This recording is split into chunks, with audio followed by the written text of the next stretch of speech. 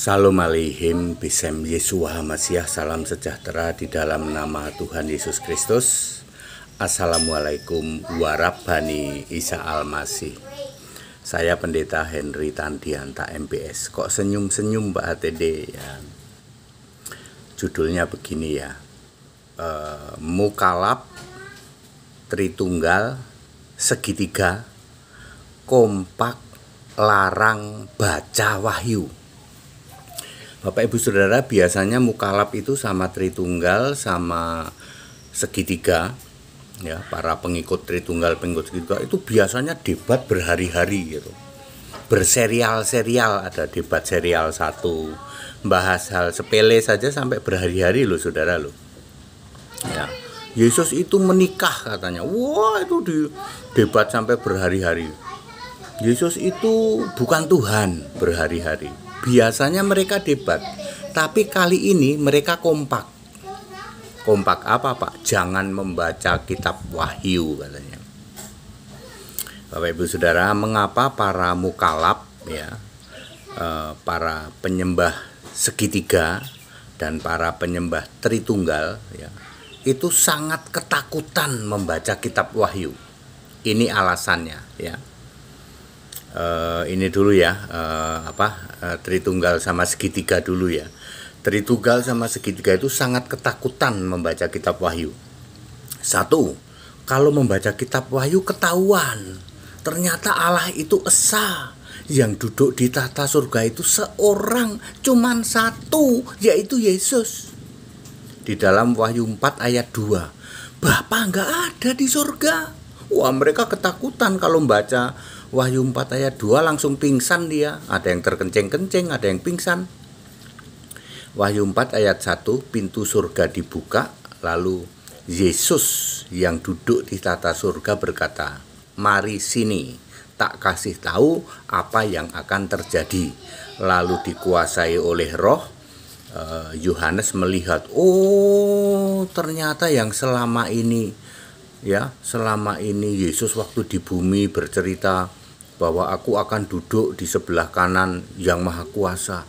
Ternyata yang maha kuasa dia sendiri. Di surga terdiri sebuah tahta, bukan dua ya, sebuah. Lalu yang duduk itu seorang. Ternyata dia adalah Yesus Kristus, Alfa Omega, yang ada, yang sudah ada, yang akan datang, yang maha kuasa. Ya, lalu si Yohanes celingak-celinguk, "Bapa ada di mana, Bapa?" Ya, bapaknya ternyata tidak ada. Ini para penyembah Tritunggal, para penyembah Segitiga kalau membaca Wahyu 4 ayat 2 pingsan. Ada yang pingsan, ada yang terkencing-kencing. Makanya mereka melarang. Jangan baca kitab Wahyu. Wahyu itu kitab yang dan lain sebagainya lah ya. Yang tidak paham kalian ya, yang kamu salahin kitabnya, kitab Wahyu ya. Terus yang kedua, pada saat penghakiman terakhir nanti para Tritunggaler, para penyembah Allah Segitiga gitu ya, itu ketahuan ternyata mereka itu disebut kambing terkutuk toh. Ya, mereka dihakimi, dibuka kitab lain yaitu kitab kehidupan. Nah, di situ mereka ketahuan, oh ternyata kita ini kelompok kambing terkutuk gitu. Ya, mereka selama ini kan tidak sadar ya toh, bahwa dengan berkoar-koar ya toh, menyebut Tuhan ya, aku bernubuat demi namamu, mereka nggak nyadar bahwa ternyata kalian tidak pernah menyebut Yesus Allah. Allahmu selalu Bapa.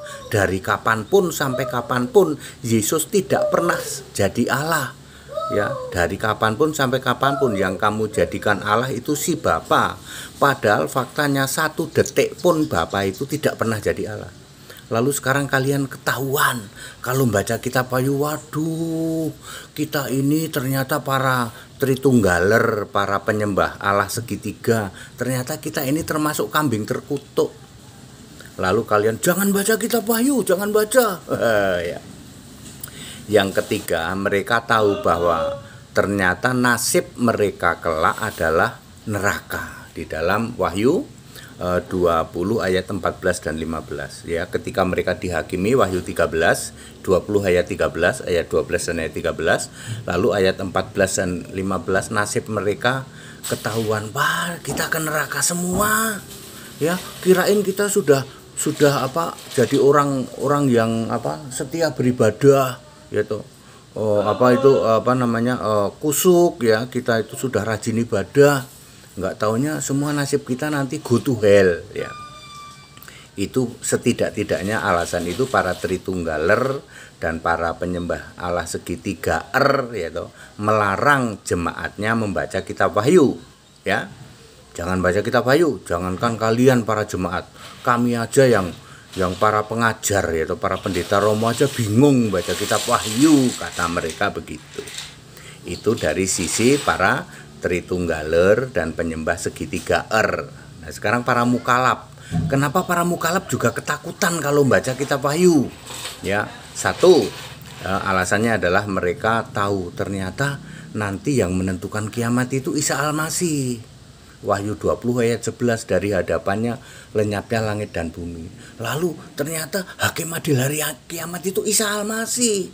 Loh, selama ini sesembahan kita ternyata nanti nggak jadi hakim adil hari kiamat. Mereka sebenarnya nyesal. Kalau tahu gini dari dulu kita percaya Yesus aja ya. Udah telat, Pak. Udah telat ya.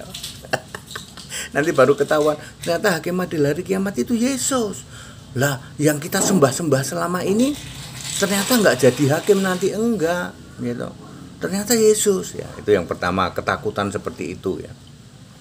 Yang kedua adalah nanti pada waktu dihakimi, kitab kita dibuka dan ternyata yang punya kita itu cuman kitab disebutnya, bukan kitab suci. Wahyu 20 ayat 12, dan dibuka semua kitab. Ada sekitar 4.300 agama sekarang ini ya. Kelak nggak tahu tambah apa berkurang ya, di makin maju ya, di negara makin negara makin maju nanti, yaitu apakah jumlah agama meningkat atau malah berkurang ya. Dibuka semua kitab, ternyata nggak ada kitab suci ya. Berarti benar itu pendeta HTD itu, bahwa satu-satunya kitab suci itu ternyata memang ya hanya Alkitab ya. Lah, Alkitab kok mau dilawan ya? Alkitab juga sudah menulis bahwa satu-satunya kitab suci adalah Alkitab ya, nggak bisa dilawan itu ya. Itu yang kedua ya, ketakutan mereka yang kedua itu.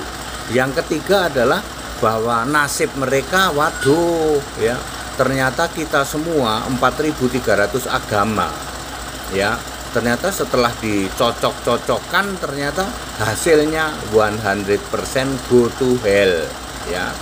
Hasilnya adalah 100% ke neraka. Mereka ketakutan ya. Mukalaf ternyata senasib dengan para penyembah segitiga, para penyembah Tritunggal, satu nasib ternyata ya. Lalu mereka sangat ketakutan. Maka dari itu kompak deh gitu. Kompak ya antara para penyembah Tritunggal, para penyembah segitiga dan mukalaf kompak.